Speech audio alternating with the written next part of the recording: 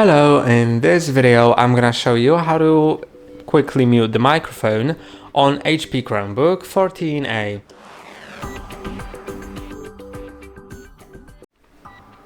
To mute the microphone, all you need to do is click on the mute switch on the keyboard.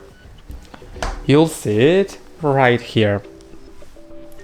Once I've clicked on it, it says that the microphone is muted.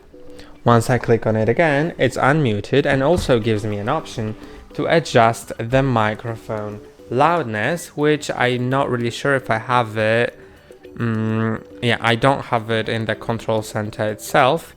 Although if I click on the audio here, I can adjust the microphone loudness, and I can also I cannot disable it that way, but it's basically it.